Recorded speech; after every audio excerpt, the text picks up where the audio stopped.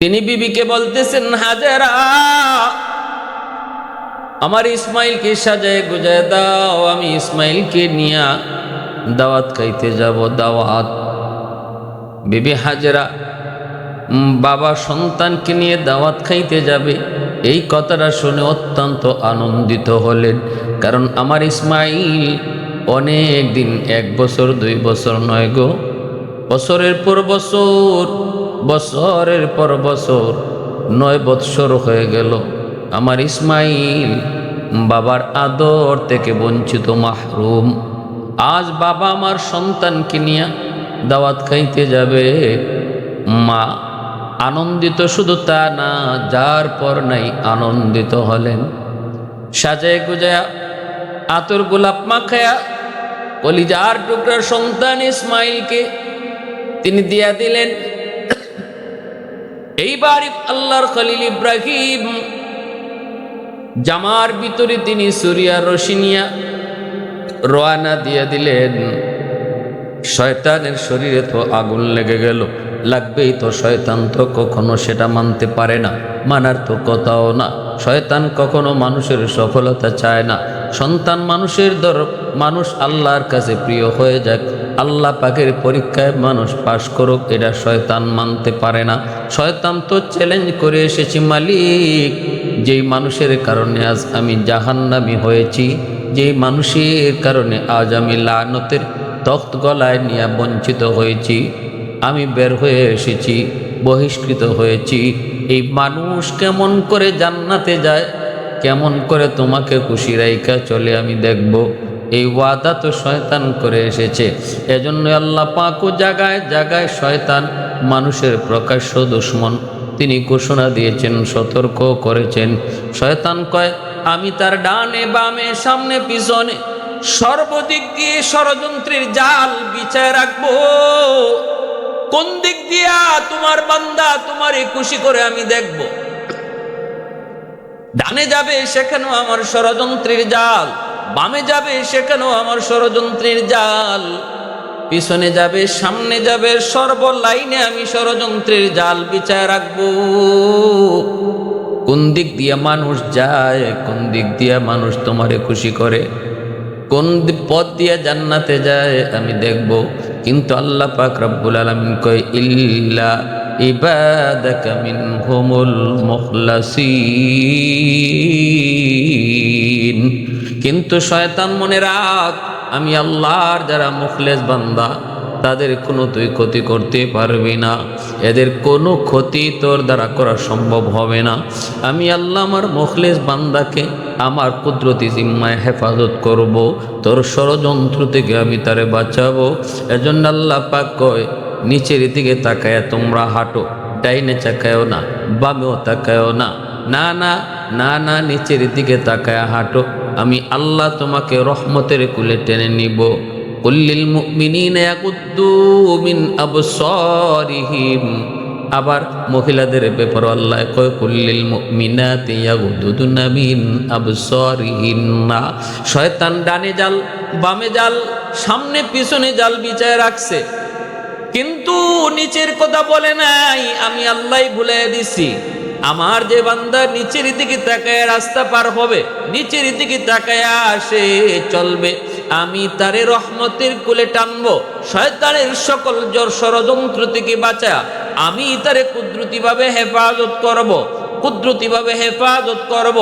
এজন্য ভাইয়েরা বন্ধুরা, আল্লাহর মুখলেস বান্দা যারা, তাদের কোনো ক্ষতি শয়তান করতে পারে না। আল্লাহর খলিল ইব্রাহিম তিনি যখন মনস্থ করলেন সন্তানকে নিয়ে তিনি বের হয়েছেন, এই দিকে শয়তানের শরীরে আগুন আগুন। শয়তান কেমনে ইব্রাহিমকে এই পরীক্ষা থেকে বাঁচাবে, শয়তান কেমন করে ইব্রাহিম খলিলুল্লাহর এই সফলতা থেকে তার পিছনে সরাইবে, কেমন করে শয়তান ইব্রাহিমকে এই কাজ থেকে বিরত রাখবে, এই চিন্তায় শয়তান পাগল। প্রথমেই গেল মা হাজেরার কাছে, যা বলতেছে, হাজেরা সন্তান রে কই দিছো? কই বাবার সাথে। কই যায়? মেহমানদারিতে যায়। না গো হাজেরা, মেহমানদারি নয়, সন্তান নিতেছে ইব্রাহিমের জবাই করার জন্য। তুমি তো বুঝো না, বুঝার কথাও না। একটু যদি বুঝতে চাও তাহলে দেখো, একটু আটকায়া দেখো ইব্রাহিমের জামার নিচে ছুরি আর রশি। দাওয়াত খাইতে গেলে ছুরি নিতে হয় না, দাওয়াত খাইতে গেলে রশিও লাগে না। আসলেই তোমরা মহিলা জাতি বোকার জাতি। অল্পতেই তোমাদের কি বুঝ দেওয়া যায়, অল্পতেই তোমাদের কি বোঝানো যায়। না না, দাওয়াত খাওয়ানো নয়, জবাই করার জন্য নিয়ে যায়। মা হাজেরা কয় অসম্ভব, হতেই পারে না। বাবার সন্তান কেমনে জবাই করবে? পৃথিবীর কোন বাবা এমন, পৃথিবীর কোন পাষাণ বাবা এমন সন্তান জবাই করে ফেলে? যদিও যদিও এই যুগে, আমাদের এই যুগে আমরা এমনও দৃশ্য দেখি, এটা তো বাবা না। গতকালকে পত্রিকায় দেখলাম জমি জমার বিরোধ লইয়া প্রতিপক্ষকে ঘায়েল করার জন্য বাবা কলিজার টুকরা মেয়েটাকে খুন করে ফেলেছে নিজের হাতে। নিজের হাতে খুন করে সন্তানের লাশটা ওই বিরোধপূর্ণ জমিতে রেখে দিয়া প্রতিপক্ষকে ঘায়েল করার জন্য মামলা দিছে। তদন্ত রিপোর্টে বের হয়ে আসছে আসল সত্য, না না, প্রতিপক্ষ হত্যা করে নাই, হত্যা করেছে তার মা, তার বাবা। নাউজুবিল্লাহি মিন যালিক। এটা জাহিলি যুগের চেয়েও চরম খারাপ। না না, এমন বাবা কি বাবা বলা যায় না, এমন মা কি মা বলা যায় না। মা হাজেরা কয় সম্ভব, কোন বাবা তার সন্তানকে জবাই করতে পারে না। কে তুমি? মিথ্যা কথা কেন বলতেছো? আমার স্বামীর ব্যাপারে কেন অপবাদ দাও? আমার স্বামী আল্লাহর খলিল, আমার স্বামী আল্লাহ পাকের নবী, আল্লাহর পয়গম্বর। পয়গম্বর কখনো মিথ্যা বলে না, নবী রাসূলগণ কখনো মিথ্যা বলেন না। এজন্যই তো এমন কথা আমি বিশ্বাস করতে পারি না। এবার শয়তান মনে মনে ভাবতেছে, হায় রে, হাজেরাকে বোঝানো সম্ভব নয়। আসল কথাটা না বলা পর্যন্ত হাজেরাকে বোঝানো সম্ভব হবে না। এগো হাজেরা শোনো, আমি যা বলেছি ঠিক বলেছি, আমি যা বলেছি ঠিক বলেছি। তোমার স্বামী সন্তানকে মেহমানদারি করাইতে নেয় না, সন্তান নিয়ে রওনা দিছে জবাই করার জন্য। যদি ওইটা আল্লাহ পাকের মেহমানদারি, এজন্য সে এই কথাটা ঘোরায় বলছে। মূলত কাহিনী হলো, তোমার সন্তানকে জবাই করার নির্দেশ আল্লাহর পক্ষ থেকে এসেছে। কার পক্ষ থেকে? আল্লাহর পক্ষ থেকে। আল্লাহর পক্ষ থেকে এই নির্দেশ এসেছে জবাই করা। এজন্যই উনি নিয়ে যাইতেছে। যেই মাত্র শয়তান বলছে এটা আল্লাহর পক্ষ থেকে আদেশ, আর দেরি নাই, সাথে সাথে বিবি হাজেরা কয়, তাহলে তুই ইবলিস, মানুষ না। আমার কোনো ভালো চাওয়ার জন্য তুমি আসো নাই, নিশ্চিত তুই ইবলিস, ক্ষতি করার জন্য এসেছো। কেমনে বুঝলা? হাজেরা কয়, বুঝেছি এজন্য, কারণ যদি এটা আমার আল্লাহর নির্দেশ হয় তাহলে তো এটা আমার জন্য সৌভাগ্যের বিষয়, আমার জন্য ভালো। পৃথিবীতে হাজারো সন্তান থাকার পরও আল্লাহ আমার সন্তানকে তার নামে কোরবানি কবুল করেছে, এটা আমার জন্য বড় সৌভাগ্যের বিষয় গো। আমার এই ভালো কাজে তুই বাধা দিতে আইছো, এটা কোনো আমার খায়ের খা, আমার কল্যাণকামী কোনো মানুষের কথা হইতে পারে না। নিশ্চিত তুই ইবলিস সাথে সাথে ধরা খেয়ে গেল। এবার ইবলিসে মনে মনে কয়, হাজেরার কাছে পারলাম না, এখন যায় দেখি ইসমাইলের সাথে পারিনি। ইসমাইলকে এই কাছ থেকে দূরে সরানো যায়নি। শয়তান তাড়াতাড়ি ছোট্ট বালক, 9 বৎসরের বালক ইসমাইলের কাছে যায়, কানে কানে ডাক দেয়, কই ইসমাইল কই যাও? কই আব্বার সাথে দাওয়াত খাইতে যাই। না রে ইসমাইল, দাওয়াত খাওয়া নয়, তোমার আব্বা তোমাকে নিয়ে রওনা দিয়েছে জবাই করার জন্য, কোরবানি করার জন্য। সাবধান, এখনো সময় আছে, তুই পিছন থেকে ভাগ। যদি বিশ্বাস না হয় তাহলে বাবার জামার নিচে যায় দেখো, ছুরিও পাইবা, রশিও পাইবা। মেহমানদারি করতে ছুরি নেওয়া লাগে না, মেহমানদারি করতে রশিও নেওয়া লাগে না। অতএব এখনো সময় আছে, তাড়াতাড়ি দৌড় দে। ইসমাইলকে অসম্ভব হইতেই পারে না, আমার আব্বা কেন আমাকে হত্যা করবে, কেন আমাকে তিনি জবাই করবে, কেন আব্বা আমারে কুরবানি করবে? না না, আমি বিশ্বাস করি না, হতেই পারে না, হতেই পারে না। ইবলিসে কয় না, আমি যা কইতেছি এটাই ঠিক, আমি যা কইতেছি এটাই ঠিক। ইসমাইল ডাক দেয়া কয়, আব্বু কে আমারে কানে কানে কয় তুমি আমাকে কুরবানি করার জন্য নিয়ে যাচ্ছ। সাথে সাথে ইব্রাহিম আলাইহিস সালাম কয়, ইসমাইল এটা ইবলিস, 7টা পাথরের টুকরা হাতে নাও, ইবলিস রে তুমি ঢিল মারো। ইসমাইল আলাইহিস সালাম ছোট ছোট 7টা পাথরের কঙ্কর নিয়ে ইবলিসকে তিনি পাথর মারলেন। মিনায় ওই যে পাথর মারলেন, ওই যে পাথর মারলেন, ইবলিসকে পাথর মারলেন, আল্লাহর কাছে বড় প্রিয় হয়ে গেল, আল্লাহর কাছে বড় মায়ার হয়ে গেল, আল্লাহর কাছে দৃশ্যটা বড় পছন্দের হয়ে গেল। ইসমাইল আর একটু দূরে আগান, আবার ইবলিস যায় কই, ইসমাইল যতই পাথর মারো এখনো সময় আছে, নিজে বাস। এ ইসমাইল জবাই হয়ে যাবে, কুরবানি হয়ে যাবে, এখনো সময় আছে। ইসমাইল কে আব্বু লোকটা আবারও আমারে ধোঁকা দেয়। ইব্রাহিম খলিলকে আবার পাথর মারো, আবার তিনি পাথর মারলেন। এইভাবে 3 জায়গায় সন্তানকে ইবলিস আটকাইতে চাইলো, 3 জায়গায় ইসমাইলকে ইবলিস আটকাইতে চাইলো। আর ইব্রাহিম খলিল কয় 3 জায়গায় পাথর মারো, 3 জায়গায় 7টা করে পাথর মারলেন। আল্লাহ পাক কয়ে, দুনিয়ার মুসলমান ইমানদার মুমিন আমার বন্ধুরা তোমরা শোনো, তোমরা যারা আমি আল্লাহকে খুশি করার জন্য হজ করতে আসবা, হজ করতে আসলে পরে তোমরা মিনায় যাবা, আমার ইব্রাহিম ইসমাইলের স্মৃতি তোমরা চারণ করবা। ওই জায়গা যেখানে যে আমার ইসমাইল 3 জায়গায় শয়তানকে পাথর মেরেছিল, আমি আল্লাহর কাছে দৃশ্যটা এত ভালো লাগলো, এত পছন্দ হলো। তোমরা যদি তোমাদের হজকে আমি আল্লাহর কাছে মঞ্জুর করাইতে চাও, তাহলে ইসমাইলের মতো এই 3 জায়গায় তোমরাও ইবলিসকে পাথর মারো, ইবলিসকে পাথর মারো। এই স্মৃতিচারণ ব্যতীত আমি আল্লাহ তোমাদের হজটাই কবুল করব না, হজটাই কবুল করব না। এজন্য হজের ওয়াজিব বানিয়ে দেওয়া হয়েছে। ভাইয়েরা বন্ধুরা, 3 জায়গা থেকে তিনি পার হলেন। এইবার ইব্রাহিম খলিল ওই মিনার পাহাড়ের উপরে ইসমাইলকে নিয়ে তিনি উঠলেন। উঠার পরে তিনি বলতেছেন, বাবা ইসমাইল, বাবা আয় আমার কাছে, আয় আয় বাবা কাছে আয়। তোমারে যে যাই না বলেছে একদম মিথ্যা বলে নাই, কথা সত্য।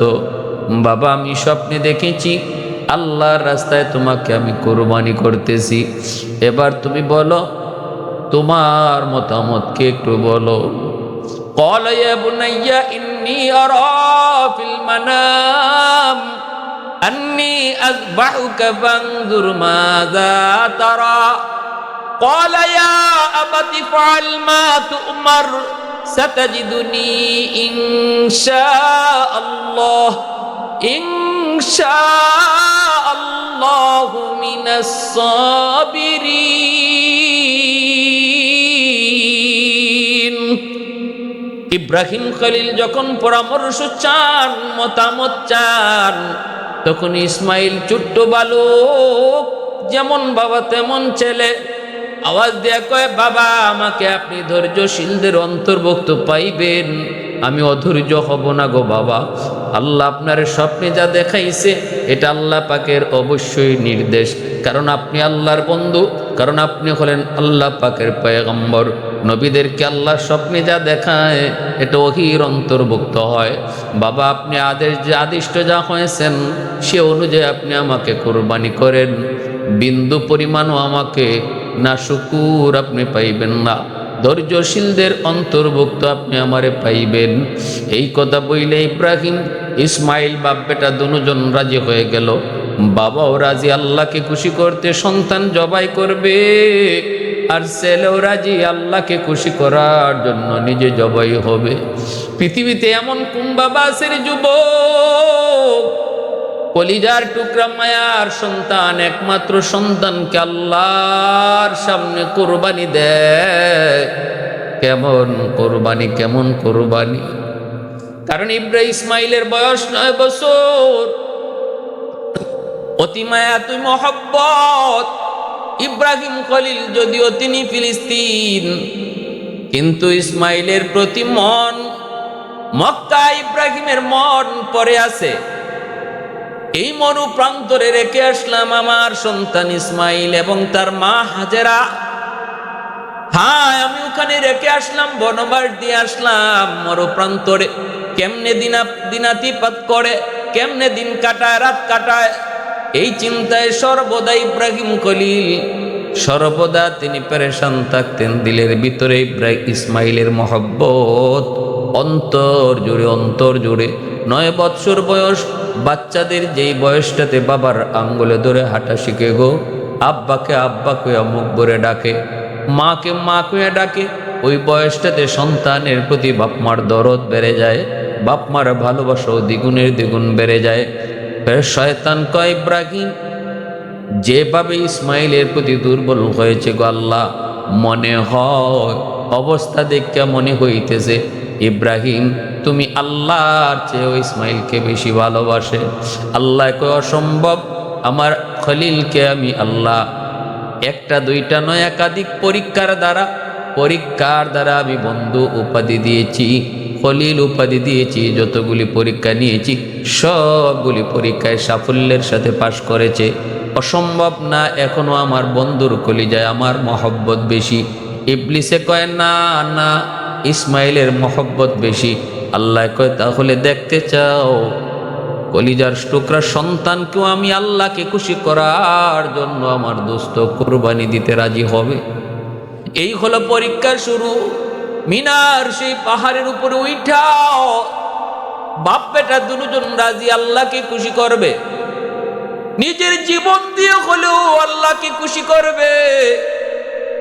আবার বাবার মনে হলো কলিজার টুকরা সন্তানকেও চিরদিনের জন্য বিদায় দিয়া আল্লাহকে খুশি করবে, তবু আল্লাহকে নারাজ করবে না।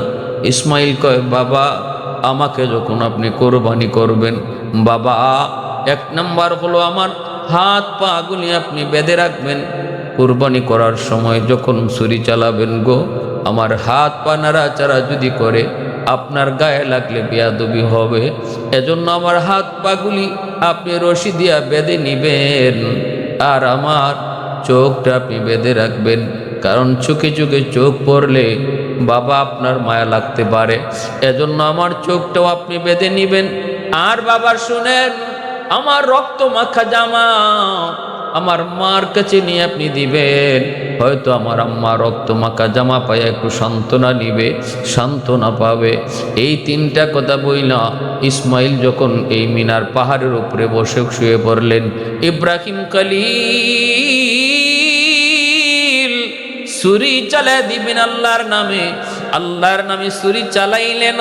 ওই অবস্থায় মালিক ডাক দেয়া কইরে, ছুরি বল তোর মালিককে। ছুরি কয়, আল্লাহ তুমি। আল্লাহ পাক কয়, বল তুই কার হুকুমে কাটো? কয়, মালিক তোমার হুকুমে কাটি। আল্লাহ পাক কয়, ইব্রাহিম চা ইসমাইলকে কাটতো, কিন্তু আমি আল্লাহ বলতেছি তুই কাটবি না। আমি আল্লাহ নির্দেশ, তুই ইসমাইলকে কাটবি না। শুধু কাটবি না তা না, আমার ইসমাইলের একটা পশম পর্যন্ত কাটবি না, একটা পশম পর্যন্ত কাটবি না। 1 বার 2 বার নয়, একাধিকবার আল্লাহর নির্দেশ, সাবধান আমার ইসমাইলের ছুরি পরে একটা পশম পর্যন্ত কাটবি না। ইব্রাহিম খলিল তিনি সন্তানকে শোয়া যখন ছুরি চালিয়ে দিলেন, ছুরি তো ইসমাইলকে কাটে না, যতই ঘষাঘষি করেন ছুরি কাটে না। নিচ থেকে ইসমাইল ডাক দিয়ে কই, বাবা হয়তো আমার চেহারা দেখে আপনার মায়া লাগতেছে গো আব্বা, আপনি জোরে চাপ দেন, জোরে চাপ দেন।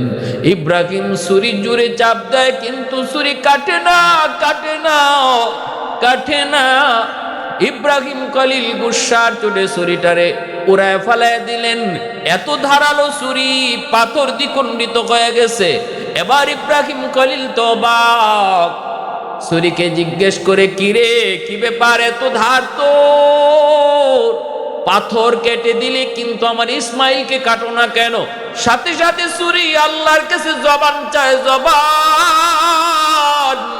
ও মালিক একটু জবান দিবানি, তোমার খলিলের সাথে একটু কথা বলবো।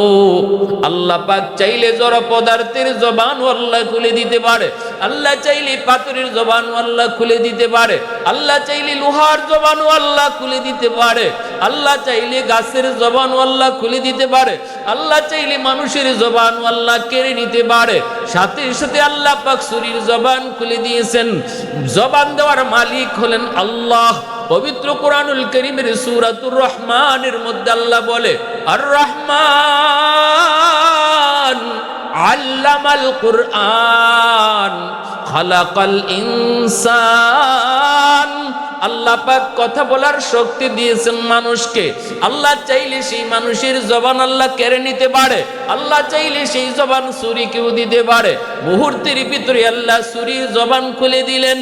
ছুরি আওয়াজ দিয়া বলতেছে, ওগো আল্লাহর খলিল, আপনি বলতেছেন একবার কাটার জন্য, আর আমার মালিক আল্লাহ 10 বার 70 বার নিষেধ করেন না কাটার জন্য। আপনি বলেন কাটো, আল্লাহ কয় কাইটো না। আপনি বলেন একবার, আল্লাহ বলে 70 বার। আহাদুল লাইসা কামিসলিক সামাদুল লাইসা কাফাদলিক লিমানিল মুলকু তুগুই তু সাজাওয়ার খুদাই, তু খুদা ওয়ান্দে ইয়ামিনি তু খুদা ওয়ান্দে ইয়াসারি, তু খুদা ওয়ান্দে জামিনি তু খুদা ওয়ান্দে সামাই, তু রহিমি তু করিমি তু সামিঈ তু বসিরি, তু মুইজ্জি তু মুজিল্লি তু মালিকিল আরশি বজাই, বরি আজ চোচেরাই বরি আজ সুরতে রঙ্গি, বরি আজ ইজ্জ নিয়াজি বরি আজ বিম উমিদি, বরি আজ খুরদন ও খুফতন বরি আজ তুহমতে মরদন, বরি আজ বিম উমিদি বরি আজ রঞ্জ বালাই। সুবহানাল্লাহ, আল্লাহু আকবার, সুবহানাল্লাহি ওয়া বিহামদিহি সুবহানাল্লাহিল আযীম। ছুরির জবান আল্লাহ খুলে দিয়েছেন। ছুরি কয়, নবী গো, আপনি কইতেছেন একবার কাটার জন্য, আর আল্লাহ কইতেছে 70 বার না কাটার জন্য। আমি কার কথা মানব? সাথে সাথে ইব্রাহিম খলিল অবাক হয়ে গেলেন। আমার আল্লাহই তো আমাকে নির্দেশ দিছে কাটার জন্য, তুই কোস কি? আবার ছুরি চালাইলেন। ইসমাইল আলাইহিস সালাম নিচ থেকে আওয়াজ দিয়ে বলতেছে, বাবা, মনে হয় আমার চেহারা দিকে আপনার মায়া লাগছে, এজন্য ছুরি চালাইতে পারেন না, চাপ দিতে পারেন না। বাবা, আমাকে আপনি উপর করে শোয়া দেন, যেন আমার মায়াবী চেহারাটা আপনার নজরে না পড়ে গো, আমার মায়াবী চেহারাটা যেন আপনার নজরে না পড়ে। ইব্রাহিম আলাইহিস সালাম ইসমাইল আলাইহিস সালামকে উপর করে শোয়া দিলেন, চেহারাটা যেন তার নজরে না পড়ে। বাবা এইবার ছুরি চালাইলেন। বাবার চোখটাও বন্ধ। ইসমাইল কয়, আব্বা, আপনার চোখটাও আপনি বন্ধ করে নেন, যেন বিন্দু পরিমাণ আমার চেহারা আপনার নজরে না পড়ে, আমার চেহারাও যেন আপনার নজরে না পড়ে গো আব্বা। ইব্রাহিম খলিল যখন চোখটা বন্ধ করে নিছেন, আর ছুরি একের পর এক তিনি চেষ্টা করেই যাচ্ছেন। সর্বোচ্চ চেষ্টা যখন শুরু করলেন, বিন্দু পরিমাণ দিলের ভিতরে আর কোনো ধরনের সন্তানের প্রতি দরদ আর মায়া নাই, শুধু আল্লাহর মহব্বত আর ভালোবাসা। ছুরি চলে ইসমাইলের গলায়, আসমান কাঁপে, জমিন কাঁপে। ছুরি চলে ইসমাইলের গলায়, ফেরেশতারা আল্লাহু আকবারের চিৎকারে আওয়াজ দেয়। ছুরি চলে ইসমাইলের গলায়, ফেরেশতারা আল্লাহু আকবার কয়। ছুরি চলে ইসমাইলের গলায়, জিব্রাইল আল্লাহু আকবার কয়, মালিক আর পরীক্ষা করা লাগবে না, আল্লাহ তোমার বন্ধু, তোমার কেমনে খলিল হয়েছে আমাদের বুঝ হয়ে গেছে মালিক, আল্লাহ আর পরীক্ষা লাগবে না গো আল্লাহ। ছুরি চালাইতেছেন 100 যখন দিলের ভিতরে আল্লাহর প্রেম, আল্লাহর মহব্বত প্রমাণিত হয়ে গেল, তখনই আল্লাহ পাক রব্বুল আলামিন কয়, জিব্রাইল কোথায় আছো? কয়, মালিক আমি তো আমার জায়গায় সিদরাতুল মুনতাহায়। আল্লাহ পাক কয়, দ্রুত যাও, দেরি করো না, জান্নাতি দুম্বা লয়া তুমি দ্রুত যাও। যাই আমার ইসমাইলকে ছুরির নিচ থেকে সরাও, সরায় জান্নাতি জুম্বাটা ইব্রাহিমের ছুরির নিচে ঢুকায় দাও, আমার ইসমাইলকে তুমি পাশে দাঁড় করাও। জিব্রাইল আমিন এত দ্রুত জান্নাতি দুম্বা লয়ে আসলেন। জিব্রাইল কয় আমি 24,000 বার দুনিয়াতে এসেছি, 3 বার আমি কেমনে আইছি আমি নিজেও জানি না, এত দ্রুত আইছে, এত দ্রুত। 3 বার দুনিয়াতে আমি খুব দ্রুত আইছি, এত দ্রুত আইছি। একবার হলো, একবার হলো, একবার হলো ইউসুফকে যখন কুয়ার মধ্যে ফেলানো হয় তখন আল্লাহ কইছিল জিব্রাইল কই আছো? কয় মালিক আমি সিদরাতুল মুনতাহায়। এ জিব্রাইল দ্রুত কুয়ায় যাও, আমার ইউসুফকে উপর থেকে ফেলানো হয়ে গেছে, নিচে পড়ার আগে আগে আমার ইউসুফকে তুমি কুলে তুলো। জিব্রাইল কয় আমি কেমনে আইছি জানি না, এত দ্রুত আইছি। আরেকবার হলো ইব্রাহিম যখন ইসমাইলকে কুরবানি করে, আল্লাহ যখন কয় জিব্রাইল চূড়ান্ত পরীক্ষা শেষ, দ্রুত জমিনে যাও, জান্নাতি দুম্বা ইসমাইলের জায়গায় শোয়ায়া দাও। ওই সময়টা তো আমি কেমনে আইছি নিজেও জানি না। আরেকবার জিব্রাইল কয় পৃথিবীতে আইছি এত দ্রুত, সেই সময়টা হলো আমার নবী মুহাম্মদুর রাসূলুল্লাহ সাল্লাল্লাহু আলাইহি ওয়াসাল্লাম কি তায়েফের জমিনে উশৃঙ্খল যুবকেরা যখন মারলো, আমার আল্লাহর হাবিবের শরীর থেকে যখন রক্ত ঝরে, রক্ত যখন জমিনে ফুটা জমা হয়ে গেছে, জমিনে পড়ে যাবে, জমিনে পড়লে জমিন বরদাস্ত করতে পারবে না, জমিনে ভূমিকম্প শুরু হয়ে যাবে, আযাব গজব শুরু হয়ে যাবে। আল্লাহর হাবিবের দু জাহানের বাচ্চার রক্ত জমিনে পড়বে, এই জমিন টিকবে না। অথচ আল্লাহ কয় আমার ওয়াদা, আমার বন্ধু যতদিন জীবিত থাকবে আমি জমিনকে এমন ভাবে ধ্বংস করব না। এ জিব্রাইল রক্তের ফুটা মাটিতে পড়ার আগে আগে, আমার বন্ধুর শরীর থেকে রক্তের ফুটা মাটিতে পড়ার আগে আগে তুমি যা রক্তের ফুটা নিজের হাতে লও। জিব্রাইল কয় আমি ওই সময়টা তো কেমনে আইছি জানি না, জানি না।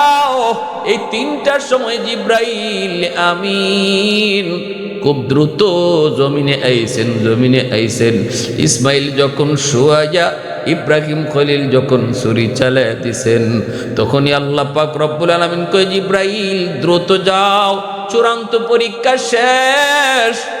জিব্রাইল আমিন আইসে ইসমাইলকে নিচ থেকে সরায়া জান্নাতি দুম্বা নিচে শোয়া দিলেন।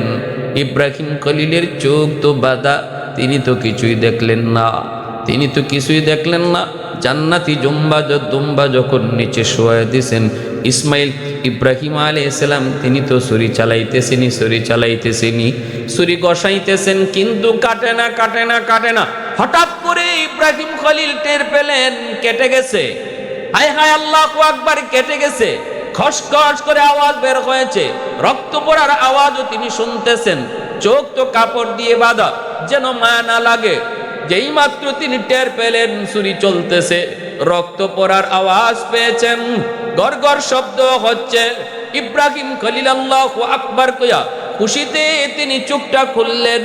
চোখটা খুললেন, দেখবেন কলিজার টুকরা সন্তান, একমাত্র সন্তান ইসমাইলের কল্লাটা একদিকে, দেহটা আরেকদিকে। হয়তো এই দৃশ্যটা দেখবেন, চোখটা খুলছেন, কিন্তু না গো, চোখ খুইলা দেখেন জবাই হয়েছে দুম্বা, আর পাশেই দাঁড়ায় আছে ইসমাইল। ইসমাইল হাসতেছে, ইসমাইলের পাশে জিব্রাইল দাঁড়ায় আছে। আল্লাহর খলিল যখন দেখলেন দুম্বা জবাই হয়ে গেছে, ইসমাইল পাশে দাঁড়ায় আছে। খলিল তখনও তিনি আল্লাহ পাকের আদেশের কথা মনে হয়ে গেছে। আল্লাহ তো কইছে আমার ইসমাইলটা জব করতাম। টান দিয়ে ইসমাইলকে টান দিয়ে আবার টানাটানি শুরু করছে। আয় বাবা আয়, কে থেকে কি হয়ে গেল?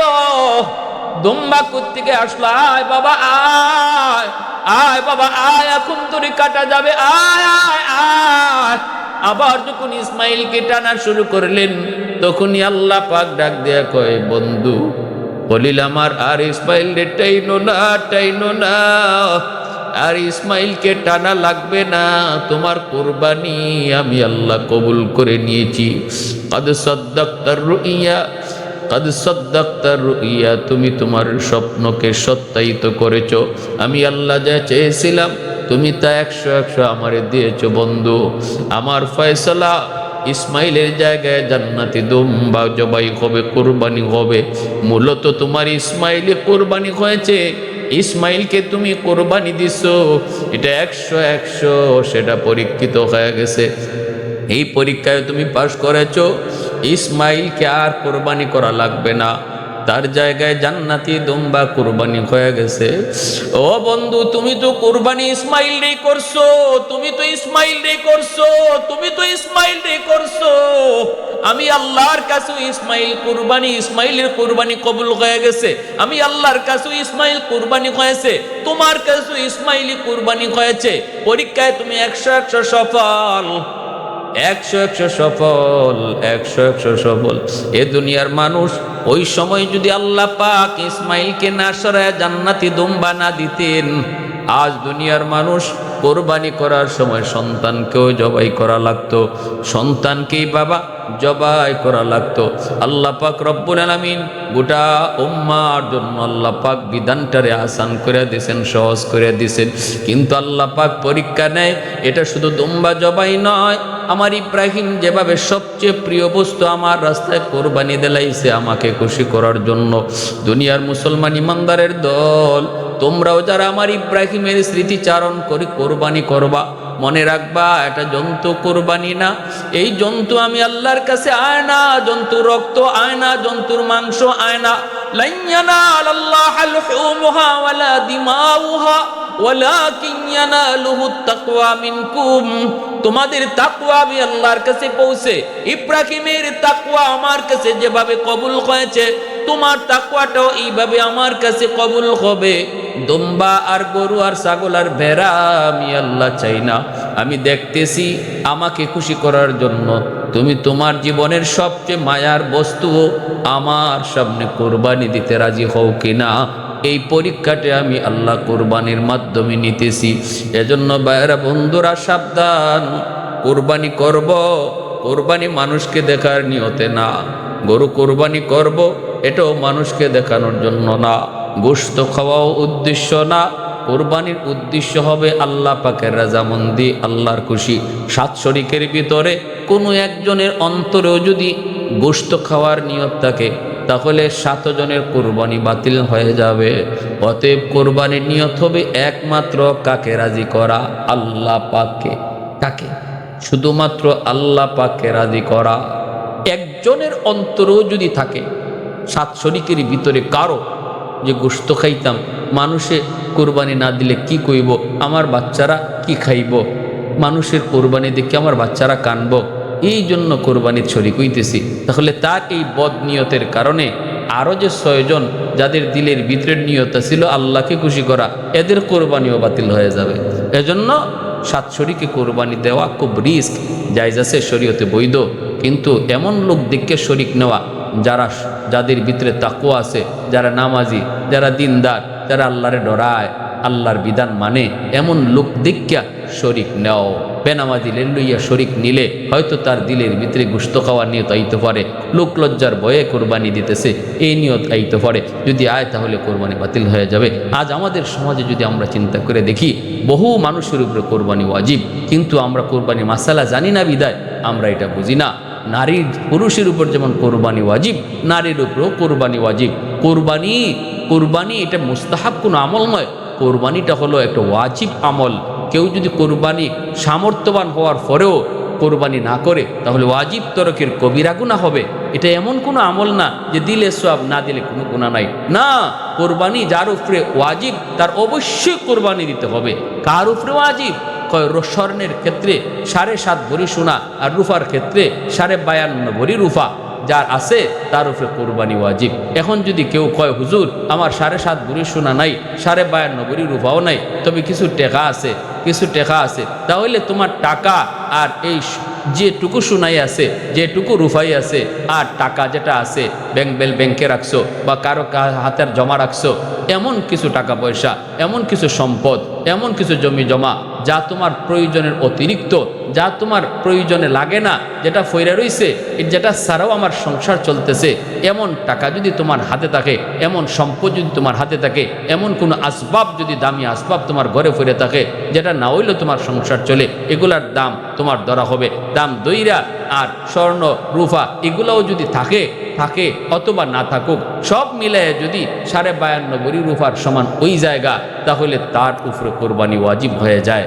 52.5 ভরি রূপার দাম বর্তমানে 50,000 টাকা। তাহলে 50,000 টাকা যদি আমরা হিসাব করি, দেখা যাইব এমন খালি পুরুষ না, বহু মহিলারও এমন টাকা 50,000 টাকার মতো বিভিন্ন মানুষের কাছে, বিভিন্ন সমিতিতে, বিভিন্ন ব্যাংকে, বিভিন্ন জায়গায় লাগায় রাখছে, যেটা ছাড়াও তার সংসার চলতেছে। তাহলে ওই নারীর উপরেও তখন কোরবানি দেওয়া ওয়াজিব হয়ে যাবে। বা স্বামী যেমন কোরবানি দিবে, স্ত্রীর নামেও কোরবানি দিতে হবে। এবং কেউ যদি কারো নামে কোরবানি দেয়, কারো নাম শরিক করে, তাহলে মাসালা হলো তারে অবগতি করা, তারে জানানো। স্বামী যদি স্ত্রীর নামে স্ত্রীর একটা নাম দেয়, তাহলে স্ত্রীর অনুমতি নিতে হবে। ভাই যদি বিদেশে ভাই থাকে, ওই ভাইয়ের একটা নাম দেয়, 7 নামের এক নাম, তাহলে ওই ভাইয়েরও অনুমতি নিতে হবে, তার নলেজে থাকতে হবে, নাইলে কিন্তু কোরবানি হয় না। নফল কোরবানি কাউরে জানাইতে হয় না, যে কেউ নামে দিতে পারে। কিন্তু ওয়াজিব কোরবানি যদি কেউ কারো নামে দিতে হয়, তার নলেজে দিতে হয়। আরেকটা মাসালা হলো, আজকে আমাদের সমাজে কিছু মানুষ এমন কথা কয় না, প্রতি বছরই কোরবানি দেওয়া লাগবে কেন?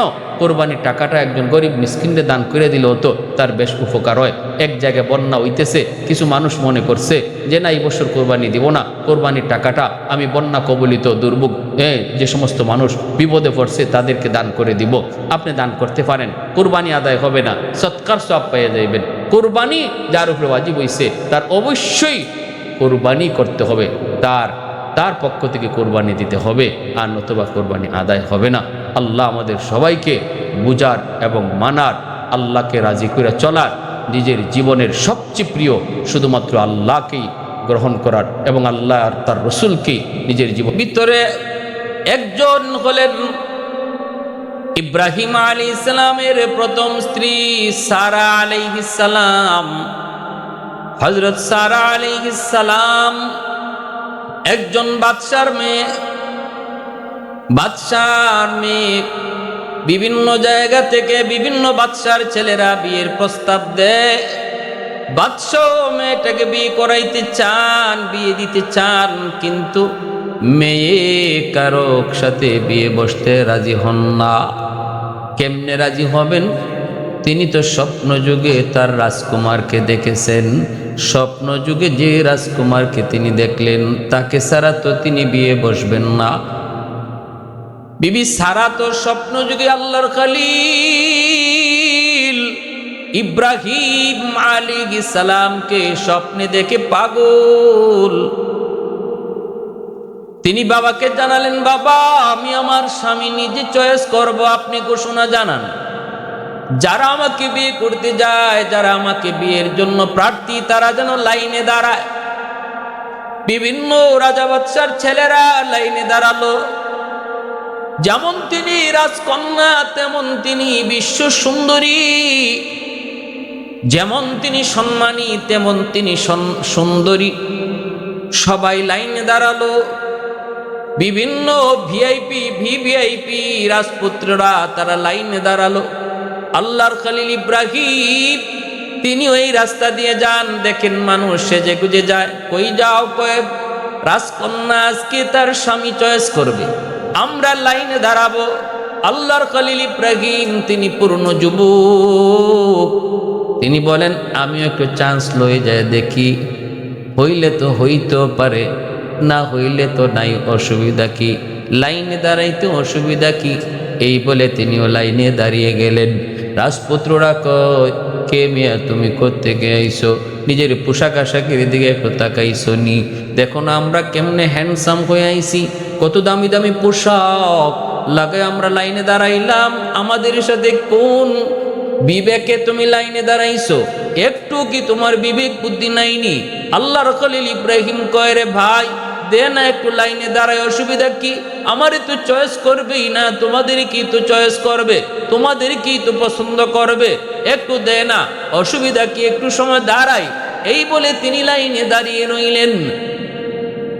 বিবি সারা তিনি চয়েস করার জন্য একে একে একজন করে দেখতেছেন।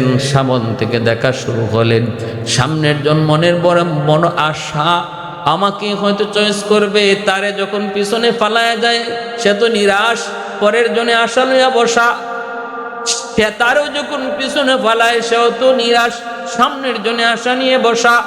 এইভাবে তিনি একজন একজন করে দেখে দেখে সামনের দিকে আগাইতেছেন, কাউকে পছন্দ হয় না। হঠাৎ করে নজর পড়ল কোনায় তার স্বপ্নে দেখা রাজকুমার গো, তিনি আর কেউ নন, তিনি আল্লাহর খলিল ইব্রাহিম। কাছে গেলেন, কাছে যাইয়া আল্লাহর খলিল ইব্রাহিম ওনার হাত ধইরাই বাবাকে ডাক দিয়ে বলতেছেন, বাবা আমি আমার স্বপ্নে দেখা রাজকুমারকে পেয়ে গেছি। আল্লাহু আকবার। ধুমধামের সাথে বিয়ে হয়ে গেল। এত দামি দামি মোশন কইরা আসার মানুষগুলি প্রিন্সের মতো এক একজনের চেহারা, কেউ পাত্তা পেল না। আল্লাহর খলিল ইব্রাহিম আলাইহিস সালামকে তিনি পছন্দ করলেন। পছন্দ করবেনই না কেন? কারণ আল্লাহ পাক যেই যুগে যারে নবী বানান তিনি হলেন ওই যুগের সবচেয়ে সুন্দর মানুষ। ওই যুগের সবচেয়ে সুন্দর মানুষটাকে আল্লাহ পাক নবী হিসাবে পাঠান। আল্লাহ যারে নবী বানান তারে আল্লাহ ওই যুগের সবচেয়ে সুন্দর করে বানান। কারণ নবী হওয়া মানুষের হাতে নয়, নবী হওয়া আল্লাহ পাকের হাতে। রাসূল মানুষের হাতে নয়, রাসূল হওয়া আল্লাহ পাকের হাতে। ওলি আল্লাহ এবাদতের মাধ্যমে ওলি হওয়া যায়, কিন্তু নবী রাসূল এবাদতের মাধ্যমে হওয়া যায় না রে যুবক, এবাদতের মাধ্যমে হওয়া যায় না। নবী রাসূল আল্লাহ পাকের হাতের নির্বাচন। বিয়ে হয়ে গেল, এরপরে তিনি রওনা দিলেন, রওনা দিলেন ফিলিস্তিনের দিকে তিনি যাবেন সিরিয়া থেকে। ভাইয়েরা বন্ধুরা, মিশর অতিক্রম করার সময় মিশরের জালেম বাদশাহ খবর পেয়ে গেল। এই জালেম বাদশার চরিত্র ছিল বড় খারাপ। জালেম ওনাকে গ্রেফতার করে ফেললো, ধরে ফেললো। জালেম বাদশার সুন্দরী মেয়ে, সুন্দরী কোনো নারী যদি তার রাজ্যের ভিতর দিয়ে যাইত, তার গোয়েন্দা তারে জানাইতো, সে তারে বন্দি করে নিয়ে আসতো, তারপরে তার সাথে অন্যায় কাজ করত। ওই মিশরের জালেম বাদশাহ বিবি সারাকে ধরলো, ইব্রাহিম খলিলকেও ধরলো, দুইরে জিজ্ঞেস করলো সে তোমার কে? কয় আমার বোন। কারণ এইটাই বাদশাহ জালেমের একটা কথা ছিল এমন, বোনকে সে কি করে না, যদি ভাইয়ের সাথে বোন থাকে তাহলে তার সাথে অন্যায় করে না। ইব্রাহিম খলিল বোন বলছেন কারণ ধর্মীয় হিসাবে স্ত্রীকেও বোন বলা যায়, বোন বলা যায়, এই হিসাবে তিনি বোন বলছেন। স্বামী স্ত্রী পরিচয় পাইলেই এই জালেম অন্যায় করে, অপকর্ম করে। আল্লাহর খলিল মিথ্যা বলেন নাই, তাওরিয়া করেছেন, একটু ঘুরায় বলছেন। এই জালেম এতটাই ওনার রূপে মুগ্ধ হয়ে গেল, বোন বলার পরও তার হুঁশ ফিরল না। সে লোভী হয়ে পড়ল, সে তার সমস্ত আইন ভঙ্গ করে ওনাকে খাস কামরায় নিয়ে গেল অন্যায় করার জন্য। বিবি সারা তখন আল্লাহর কাছে কয়, মালিক আমি তো তোমার দোস্ত, তোমার বন্ধু, তোমার হাবিব, তোমার পয়গম্বরের একজন বিবি। আল্লাহ আমি ভালো করে জানি ওই জালেম আমার সাথে অন্যায় করতে পারবে না, এই জালেম আমার পবিত্রতা নষ্ট করতে পারবে না। কিন্তু আমাকে এটা গোপন কক্ষে আনার কারণে আমার স্বামীর মনে সন্দেহ জাগতে পারে গো মালিক। আমি যতই যে বলবো সে আমারকে টাচ করতে পারে নাই, তবু আমার স্বামীর মনে সন্দেহ থাকতে পারে। আল্লাহ তোমার কাছে হাত উঠাই, আল্লাহ আমার আর আমার স্বামীর মাঝখানে যত পর্দা আছে সবগুলি পর্দা তুমি সরায় দাও। মুহূর্তের ভিতরে আল্লাহ পাক দোয়া কবুল করলেন। আল্লাহর খলিল ইব্রাহিম অন্য রুমে থাকলেও তিনি বিবির সাথে জালেম কি করতেছে সব তিনি পরিষ্কার দেখতেছিলেন। সুবহানাল্লাহ। আল্লাহ পারে নাকি? আল্লাহর ক্ষমতার বাইরে কি আছে? আল্লাহ চাইলে সব পারে। আল্লাহ সকল ক্ষমতার মালিক, সকল ক্ষমতার মালিক। কুলিল্লাহুম্মা মালিকাল মুলকি তুতিল মুলকা মান তাশা ওয়া তানজিউল মুলকা মিম্মান তাশা ওয়া তুইজ্জু মান তাশা ওয়া তুযিল্লু মান তাশা বিয়াদিকাল খায়র ইন্নাকা আলা কুল্লি শাইইন কাদির। সব ক্ষমতার মালিক একমাত্র কে? কাদিরে কুদরত দারি বরকামাল, কাদিরে কুদরত দারি বরকামাল, আন্তা রব্বি আন্তা হাসবি দুল জালাল, আন্তা রব্বি আন্তা হাসবি দুল জালাল। জালেম হাত বাড়ায়, আল্লাহ ধরে ফেলে, অবশ হয়ে যায়। যেই দেখে তার হাত অবশ হয়ে গেছে, আবার মাপ চায় বিবি সারার কাছে। ইনিও আল্লাহর কাছে সাইয়াম তার মাফ করে দেয়। আবার সুস্থ হয়, তওবা করে, সুস্থ হয় হইয়া আবার হাত বাড়ায়, আবার হাত অবশ হয়ে যায়, আবার তওবা করে, আর হাত বাড়াইতাম না, এবারের মতো মাফ করে দাও। বিবি সারা তার মাফ করে দেয়। সুস্থ হইলেই আবার বেহুশ হয়ে যায়, হাত বাড়ায়, আবার বেহুশ হয়ে যায়, হাত অবশ হয়ে যায়। তিনবারের সময় বাদশাহ বুঝছে এ তো জেনতেন কোনো মহিলা না, ইনি তো জেনতেন না, সাধারণ কোনো মহিলা না, আর ওই স্বামীও সাধারণ কোনো স্বামী না, সত্যিই তিনি আল্লাহর পয়গম্বর। হায়, আমি চরম অন্যায় করে ফেলেছি। তখন তার এই অন্যায়ের মাসুল দিতে যাইয়া তাদেরকে সসম্মানে বিদায় দিতেছে, আর সাথে বিবি হাজেরাকে দিয়ে দিছে।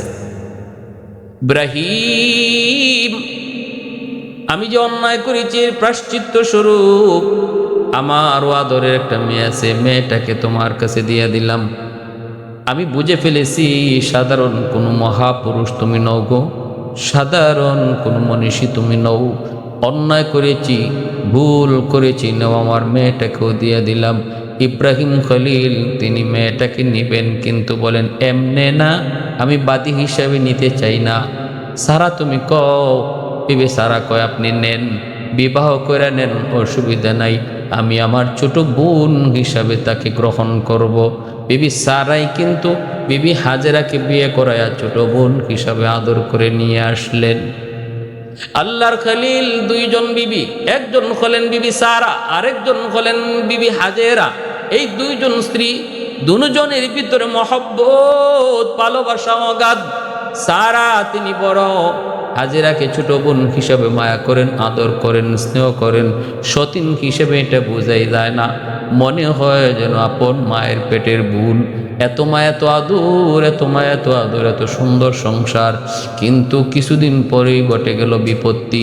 যখন গর্ভবতী হলেন বিবি হাজেরা, সারার আগে যখন হাজেরা গর্ভবতী হলেন এবং সন্তান ভূমিষ্ঠ হলো, নাম ইসমাইল। সন্তান হয়ে যাওয়ার পর সারার মনের ভিতরে হিংসা জাগলো, আমি এখনো সন্তান নিতে পারলাম না, আর হাজেরা সন্তান নিয়ে নিল। হিংসা অন্তরের ভিতরে তখন আসলো, এত প্রচন্ড হিংসা, এত মনের ভিতরে আঘাত পেলেন। এই হিংসার বহিঃপ্রকাশ ঘটল, শুধু ভিতরে না বাকিরও ঘটে গেল। শুরু হয়ে গেল হাজেরার উপরে নির্যাতন, শুরু হয়ে গেল হাজেরার উপরে টর্চার, মানসিকভাবে টর্চার। কোনোভাবেই যেন সারা হাজেরাকে মেনে নিতে পারতেছেন না, কোনোভাবেই যেন মেনে নিতে পারেন না। কিছুদিন আগেও যে হাজেরা ছিল ছোট বোনের মতো, সন্তান হওয়ার পর সারা আর সহ্য করতে পারলেন না। স্বামীকে সাফ সাফ জানাই দিলেন, স্বামী গো, হাজেরারে এখান থেকে অন্য কোথাও তুমি বিতাড়িত করো, আর নতুবা আমি বাড়িতে থাকবো না। আর যদি হাজেরাকে নিয়ে তুমি থাকো, আমি থাকবো না, আমি চলে গেলাম। এমন কন্ডিশন দিয়ে বসলেন। ইব্রাহিম খলিল চিন্তায় পড়ে গেলেন, অত্যন্ত বিমর্ষ হয়ে পড়লেন, ভেঙ্গে পড়লেন। হায় হায়, পরীক্ষা ইব্রাহিমের উপর একটা দুইটা নয়, একে একে পরীক্ষা শুরু হয়ে যায়। কেমনে হয় রে যুবক, একটু দেখো, এমন একটা দুইটা বিপদে আমরা পড়লে অসহায় হয়ে যাই, আমরা একদম হাত পা ছেড়ে দিই। কিন্তু আল্লাহর খলিল কেমনে তিনি এই বিষয়গুলি ডিল করলেন। এবার তিনি চিন্তায় চিন্তিত, এখন কি করব, হাজেরাকে রাখবো নাকি সারাকে রাখবো? হাজেরাকে যদি রাখি তাহলে সারা টিকি হয়তো চলে যাবে, সারা হয়তো টিকি চলে যাবে। চিন্তায় পড়ে গেলেন। তখন আল্লাহর কাছে সাহায্য চান, মালিক তুমি সিদ্ধান্ত দাও, কি করব? আমি তো কিং কর্তব্য বিমূঢ় হয়ে পড়েছি, কি করব কি না করব ভেবে পাচ্ছি না। আল্লাহ পাক কয়, ইব্রাহিম দোস্ত, সারার যে সিদ্ধান্ত আমি আল্লাহরও একই সিদ্ধান্ত। সারার মর্জির সাথে আমি আল্লাহর মর্জি মিলে গেছে। যাও তুমি হাজেরা এবং তার সন্তান ইসমাইলকে বনবাস দিয়ে দাও। হাজেরা তখন কয় এমন এক জায়গায় দাও, এমন এক জায়গায় তাদেরকে রেখে আসো যেখানে কোনো ঘর নাই, বাড়ি নাই। এমন এক জায়গায় হাজেরা এবং তার সন্তানকে তুমি বনবাস দাও যেখানে কোনো ঘর নাই, বাড়ি নাই, গাছ নাই, লতা নাই, পাতা নাই, পানি নাই। এমন মরুভূমিতে তাদেরকে রেখে আসো, এমন কোন মরুভূমিতে রেখে আসো। আল্লাহ পাক কয় খলিল, সারার সিদ্ধান্তই আমার সিদ্ধান্ত। চলো চলো তাদেরকে বনবাস দিয়ে দাও, সন্তান এবং মাকে বনবাস দিয়ে দাও। আল্লাহর খলিল কো মালিক, ও মালিক, একটা নিরপরাধ মেয়ে মহিলাকে আমি কেমনে শাস্তি দেই? একটা আমার মাসুম নিষ্পাপ দুধের বাচ্চা ইসমাইলকে আমি কই নিয়ে যাব? আল্লাহ কয়ে যাও দোস্ত যাও, আমার জিব্রাইলকে সাথে দিয়ে দিলাম। জিব্রাইল তোমাকে পথ দেখায় নিবে যেখানে রাখার কথা। আমি আল্লাহর মর্জি যেখানে, সেখানে জিব্রাইল দেখায় দিবে। ওই জায়গায় তুমি ইসমাইল এবং তার মাকে রেখে দিবে। জিব্রাইল আমিন সাথে নিয়ে রওনা হয়ে গেলেন। চলছেন তো চলছেন, চলছেন তো চলছেন, মরু প্রান্ত পাড়ি দিয়া আজ যে জায়গা খানায় কাবা, মক্কা শরীফ খানায় কাবা যেই জায়গা, ওই জায়গা তখন মক্কা ছিল না, কোনো ঘর নেই, কোনো বাড়ি নেই, কিছুই ছিল না। ওই জায়গায় যখন গেলেন, যে জায়গায় আল্লাহর ঘর খানায় কাবা আল্লাহর কাছে মঞ্জুর, ওখানে যাওয়া মাত্রই আল্লাহ পাক রব্বুল আলামিনের পক্ষ থেকে জিব্রাইল ডাক দেয়া কয় নবী গো, এই সেই জায়গা, এখানে আপনি আপনার সন্তান এবং বিবিকে রেখে যান। আল্লাহর খলিল চান দিকে বাম দিকে তাকায় দেখে কোনো ঘর নাই, বাড়ি নাই, মানুষের বসতির কোনো চিহ্ন দেখা যায় না। ডানে বামে তাকায় দেখে পানি নাই, পানি নাই, মরুপ্রান্তর ধুধু বালি, মরুপ্রান্ত, গাছপালা তরুলতা কিছুই নেই। এমন জায়গায় মানুষ বসবাস করা সম্ভব না। সেখানে আল্লাহ বলতেছে খলিল, এই জায়গায় হাজেরাকে রেখে দাও। আল্লাহর খলিল ওই জায়গাতেই বিবি হাজেরা এবং তার সন্তান, দুধের সন্তান ইসমাইলকে রেখে তিনি যখন চলে যাবেন, আর শুধু এতটুকু বলতেছেন বিবি গো, এখানেই তোমাকে থাকতে হবে, এখানেই তুমি থাকো, আমি চলে গেলাম। বিবি হাজেরা অপলক নয়নে স্বামীর দিকে তাকায় রইছে। স্বামী আপনি কোন কি এতক্ষণ পর্যন্ত শুধু বলেছি কই নিয়ে যান, কই নিয়ে যান, কিছুই বলেন না। এই জায়গায় আপনি কোথায় রেখে যাইতেছেন?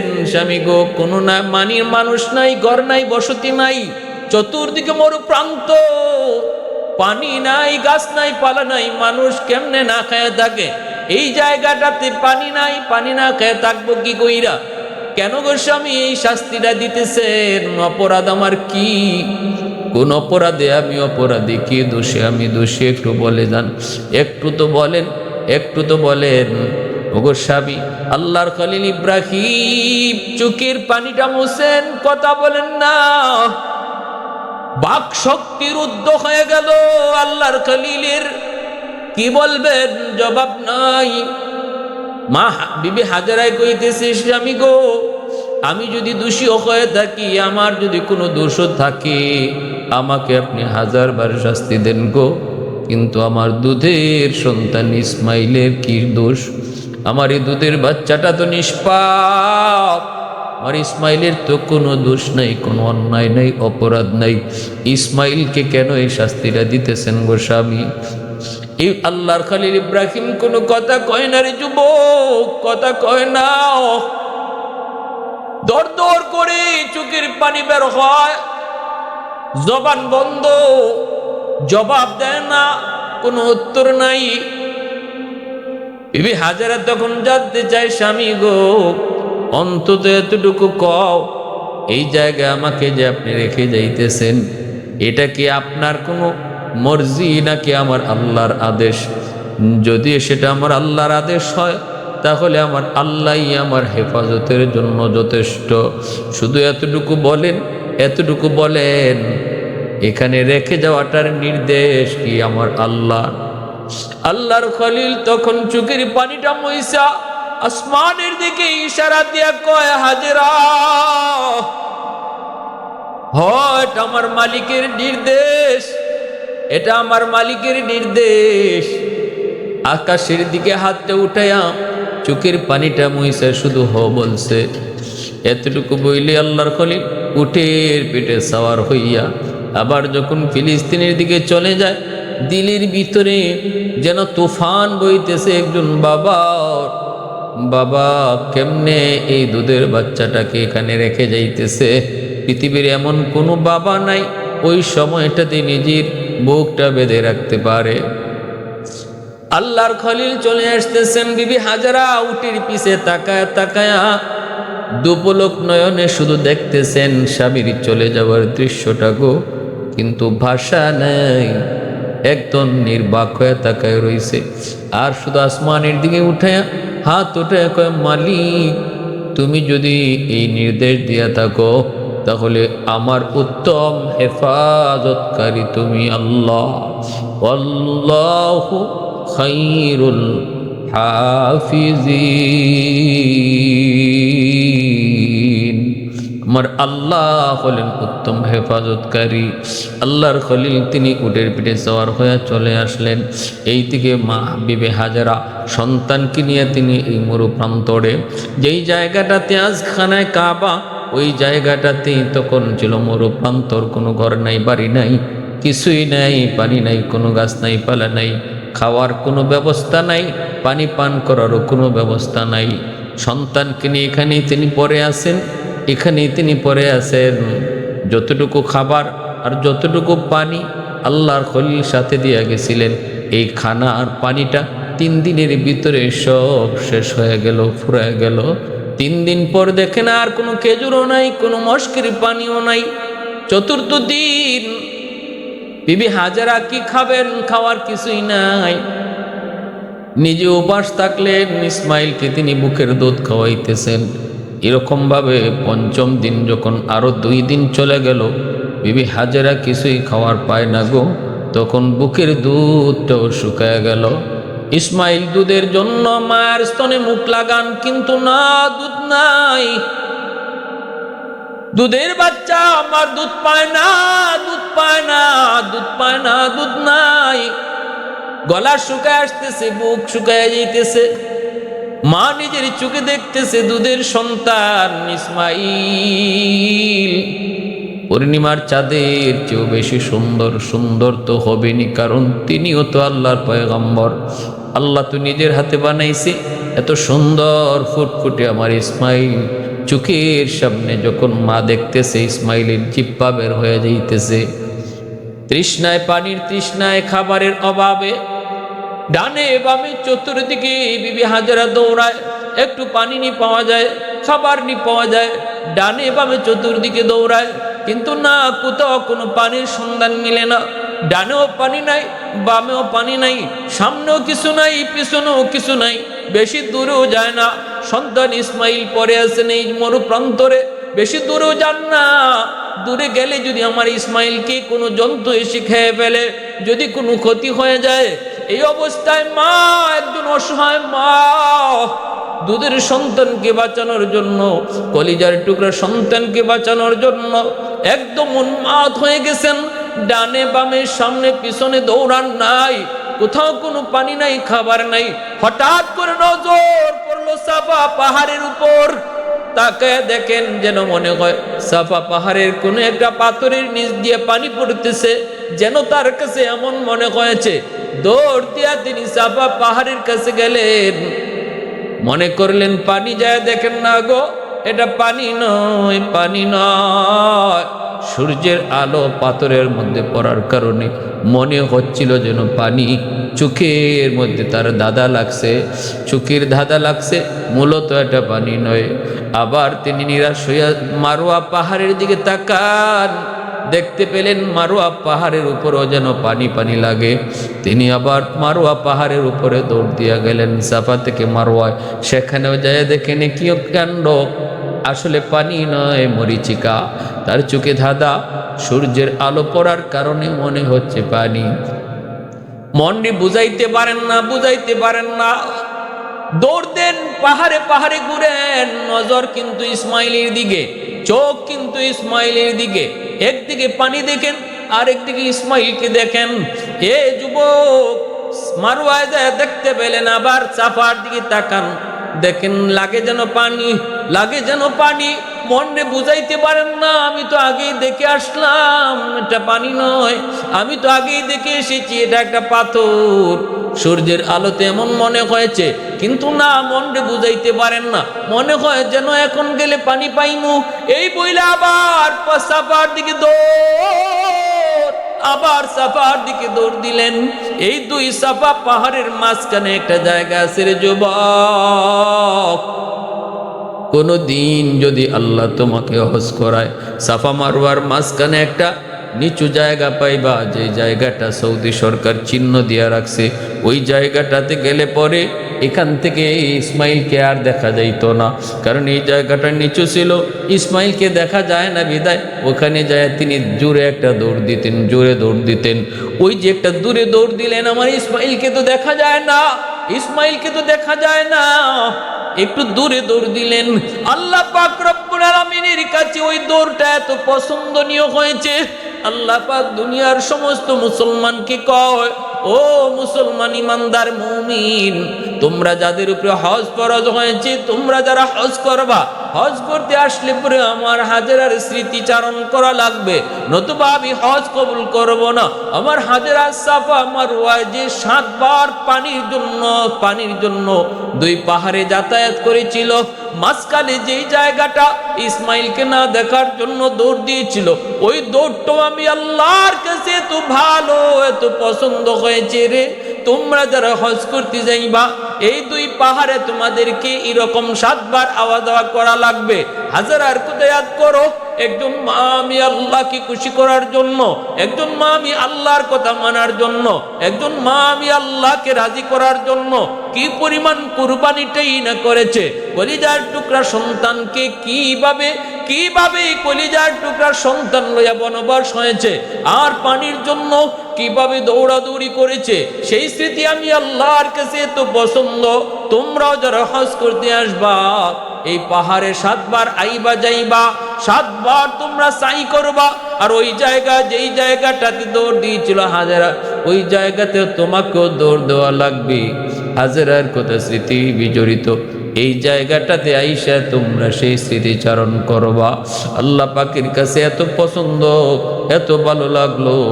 এইবার যখন 7 বার সাফা আর মারওয়ায় দৌড়াদৌড়ি কইর, তিনি পানির কোনো সন্ধান পেলেন না। নিরাশ হইয়া সন্তান ইসমাইলের কাছে আসলেন। আইসা তিনি দেখতেছেন ইসমাইলের চেহারা বিবর্ণ হয়ে গেছে গো, জিহ্বা বের হয়ে গেছে। পানির অভাবে সন্তান চোখের সামনে মার কোলে মারা যাবে। ওই অবস্থায় অসহায় হয়ে সন্তানের মাথার পাশে বৈশা আল্লাহর দরবারে 2টা হাত বাড়া কই, মালিক আমি বড় অসহায়, আল্লাহ আমি বড় অসহায়, তুমি আমার সহায়।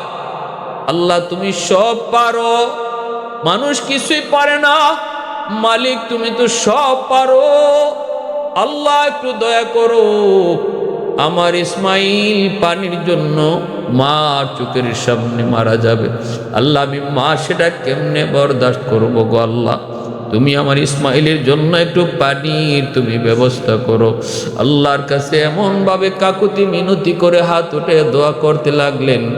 আল্লাহ পাক রব্বুল আলামিন সাথে সাথে জিব্রাইলকে কই, জিব্রাইল তাড়াতাড়ি করে আমার হাজেরার কাছে যাও গো, যাইয়া ইসমাইলের পায়ের আঘাতে ওই পায়ের গোড়ালি থেকেই পানি তোলার ব্যবস্থা করো। আমি আল্লাহ আমার হাজেরা এবং ইসমাইলের উপর রাজি হয়ে গেছি। আলহামদুলিমান কদ্দারা খাইরাম ওয়া কাবালা, আলহামদুলিমান কদ্দারা খাইরাম ওয়া কাবালা, ওয়া শুকরু লিমান সাওয়ারা হুসনাম ওয়া জামালা, ফরদুন সামাদুন আন সিফাতিন খালকি বারিউন রব্বুন আযালিয়্যুন খালাকাল খালকা কামালা লা জিদ্দা ওয়ালা নিদ্দা ওয়ালা হাদ্দা লিমাওলা লা জিদ্দা ওয়ালা নিদ্দা ওয়ালা হাদ্দা লিমাওলা আল আনা কামা কানা ওয়ালাম ইয়ালকা যাওয়ালা আল আনা কামা কানা ওয়ালাম ইয়ালকা যাওয়ালা। আমার ভাইরা বন্ধুরা যুবক, আল্লাহর পক্ষ থেকে জিব্রাইল আমিন আইসা হাজির। ইসমাইলের পায়ের গোড়ালি, ওই পায়ের গোড়ালি দিয়ে যেইভাবে আঘাত করে ছোট বাচ্চারা যেইভাবে আঘাত করে, এইভাবে পায়ের গোড়ালি দিয়ে আঘাত করা মাত্রই পায়ের গোড়ালিটা গর্ত হয়ে গেল। এই গর্ত থেকেই নিচ থেকে পানির ফোয়ারা বের হতে লাগলো। সাথে সাথে জিব্রাইল আমিন ডাক দিয়া কয়, ওগো আল্লাহর খলিলের সহধর্মিনী, আল্লাহ আপনার ডাক কবুল করেছেন। আল্লাহ আমি জিব্রাইলকে পাঠিয়ে দিয়েছেন, আর আপনার ছেলে ইসমাইলের পায়ের গোড়ালি দিয়ে দেখেন পানি বের হচ্ছে। এই পানি জেনতেন পানি নয়, এই পানি যে আজ থেকে জারি হলো আর কোনোদিন শেষ হবে না। এই পানির নাম হলো জমজম। ওগো আল্লাহর নবীন সহধর্মিনী, এই পানি আপনি নিজে পান করেন, আপনার ইসমাইলকে পান করান। এই পানির মধ্যে আল্লাহ পাক তৃষ্ণা নিবারণ যেমন রাখছে, এই পানির মধ্যে আল্লাহ পাক ক্ষুধা নিবারণও রাখছে। এই পানি পান করলে তৃষ্ণাও নিবারণ হয়, এই পানি পান করলে ক্ষুধাও নিবারণ হয়। এই পানি আপনি পান করেন, ইসমাইলকেও পান করান। আল্লাহ পাক রব্বুল আলামিনের পক্ষ থেকে জিব্রাইল আমিন যখন এই কথা শোনায়া দিলেন, তখন বিবি হাজেরা এই পানি সাথে সাথে ইসমাইলকে পান করাইলেন। পান করানো মাত্রই পেটের ক্ষুধাও নিবারণ হলো, পানি তৃষ্ণাও নিবারণ হলো। জমজমের পানি কিয়ামত পর্যন্ত এই পানি শুধু উঠবে উঠবে, কখনো শেষ হবে না। এই পানি শুধু উঠবেই, আল্লাহর হুকুমে যেই পানি জারি হয়েছে এই পানি আর বন্ধ হবে না। এই পানি পৃথিবীর সবচেয়ে বিশুদ্ধ পানি। কত খ্রিস্টান পণ্ডিতেরা বিজ্ঞানীরা পরীক্ষা করেছে পানিটা কোত্থেকে উঠে, আজও পর্যন্ত তারা এই পানির উৎস খুঁজে পেল না। তারা পরীক্ষা নিরীক্ষা করেও দেখছে পৃথিবীর সবচেয়ে বিশুদ্ধ পানি হলো জমজমের পানি। কোনো পানির মধ্যেই খেজা নাই, কোনো পানির মধ্যেই ক্ষুধা নিবারণের শক্তি নাই, কিন্তু একমাত্র পৃথিবীর জমজম পানি, যেই জমজমের পানির মধ্যে আল্লাহ পাক ক্ষুধা নিবারণও রাখছে। খানা খাইলে যেমন আমাদের ক্ষুধা নিবারণ হয়, জমজমের পানি, এই পানির মধ্যে আল্লাহ পাক যেমন এই পানি খাইলে পরে তৃষ্ণা নিবারণ হইবে, পানির তৃষ্ণা নিবারণ হবে, ঠিক তেমনি পেটের যে ক্ষুধা ছিল ক্ষুধাও নিবারণ হয়। এই পানির মধ্যে আল্লাহ এই বৈশিষ্ট্য রাখছেন। মরু প্রান্তরে যেখানে পানির সন্ধান মিলে, ওই জায়গাতেই অল্প দিনে বসতি তৈরি হয়ে যায়। যেই মাত্র জমজমের পানির সন্ধান এখানে শুরু হলো, সাথে সাথে মানুষের বসতি আসা শুরু হলো। অল্প দিনের ভিতরে বসতিও হয়ে গেল। আর এই দিকে মা হাজের বিবি হাজেরা ওই যে খেজুর গাছের ডাল আর সালা দিয়া তিনি একটা ঝুপড়িও বানায় নিলেন, এতদিন পর্যন্ত খোলা আকাশের নিচে ইসমাইলকে নিয়ে থাকতেন। এখন যান ওই খেজুর গাছের ডাল দিয়ে একটা ছাউনি বানায়া ছাউনির ভিতরে থাকতে শুরু করলেন। এই দিকে ছোট্ট বালক ইসমাইল আস্তে আস্তে আস্তে আস্তে তিনি বড় হইতেছেন, বসতিও বাড়তেছে। বিবি হাজেরা ওই পথ দিয়ে তাকায় থাকেন, যেই পথ দিয়ে স্বামী উনাকে এখানে রেখে চলে গেছিলেন আল্লাহর হুকুমে কইয়া, কোথায় কোথায় আমার স্বামী গো, একবারের জন্য কি সন্তান দেখতে আসবে না? ভাইরা বন্ধুরা, আল্লাহর খলিল ইব্রাহিম তিনি তো গেলেন ঠিকই, সন্তান আর বিবিকে ওই জায়গায় রেখে গেলেন তো ঠিকই, কিন্তু মনটা তো পড়ে আছে ওই জায়গায়। হায় রে, আমার নিরপরাধ আমার বিবি হাজেরাকে ওইখানে রেখে এসেছি, আমার মাসুম বাচ্চা ইসমাইলকে ওইখানে রেখে এসেছি। হায়, যেখানে কোনো ঘর নাই, বাড়ি নাই, পানি নাই, বসতি নাই, খানার ব্যবস্থা নাই, এতদিন গড়ায় যাইতেছে, হ্যাঁ না জানি তাদের কি অবস্থা। বিবি সারার কাছে অনুমতি চায় যাবার জন্য, কিন্তু সারা অনুমতি দেয় না। আল্লাহ পাকেরও মর্জি, ইব্রাহিম খলিলকে তিনি এখানে এখনো আসতে দিবেন না। সারাও নিষেধ করে, আল্লাহ পাকেরও ইচ্ছা তারা এখনো আসতে দিবেন না। এইভাবে 1-2 বছর নয়, একাধারে 7টা বৎসর চলে গেল। একাধারে 7 বৎসর চলে গেল। 7 বছর পিতা পুত্রীর দেখা নাই। সন্তান ইসমাইল কেমন আছে, কোন হালতে আছে, কতটুকু বড় হয়েছে বাবা জানে না, এইদিকে ছেলেও জানে না আমার বাবা কোথায়, আমার বাবা দুনিয়াতে আসেনি না নাই। মাকে জিজ্ঞেস করে, মা গো মা, আমার আব্বু কোথায় একটু কও না। যদি আব্বু বাস দুনিয়াতে থাকে, জীবিত থাকে, আব্বুকে দেখি না কেন, আব্বু আসে না কেন? বিবি হাজেরা পথ দিয়া তাকায় তাকায় চোখের পানি সাইরা সাইরা স্বামীর অপেক্ষা করে। স্বামী গো, একবারের জন্য কি সন্তানের কথা মনে পড়ে না? একটা বারের জন্য কি এত সুন্দর ফুটফুটে তোমার কলিজা টুকরা সন্তান ইসমাইলের কথা মনে পড়ে না? মনে তো পড়ে, আল্লাহর খলিলের বুক ফেটে যায়, মন চায়, মন চায়, কিন্তু মালিকের মর্জি হলো, এখনো আল্লাহর অনুমতি নাই। আর আল্লাহ পাকের এই মর্জিটা সারার মাধ্যমে আল্লাহ প্রকাশ করায়, সারা বিবি সারা অনুমতি দেয় না। এইভাবে কেটে গেল 7 বৎসর। 7 বৎসর পর এইবার তিনি বিবি সারাকে বলতেছেন, বিবি একটু কও, এবার একটু যাওয়ার সুযোগ আসেনি গো, ও বিবি কও না। 7 বৎসরের ভিতরে তো আমার ইসমাইল থাকার কথা না, না খায়া খায়া হয়তো আমার ইসমাইলও মারা গেছে, হাজেরাও মারা গেছে। আর যদি বেঁচেও থাকে, একটু দেখতে মন চায় কেমনে বেঁচে আছে, একটু বলবানি, অনুমতি দিবানি। বিবি সারা তখন একটু মন নরম হয়, কয় ঠিক আছে আপনি যাইতে পারেন, তবে শর্ত আছে।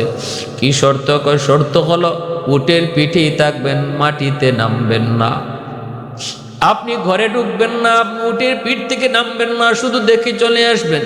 এই শর্ত মাইনেই আল্লাহর খলিল রওনা দিছেন।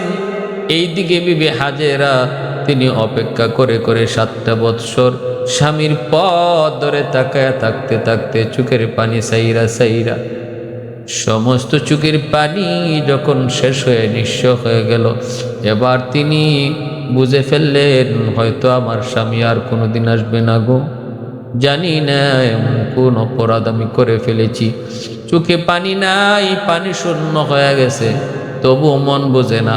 কারণ ছোট্ট বালক ইসমাইল শুধু মার সাথে বায়না ধরে, আম্মু আমার আব্বু কই, আমার আব্বু কই গো, আমার আব্বু কি কোনোদিন আসবে না?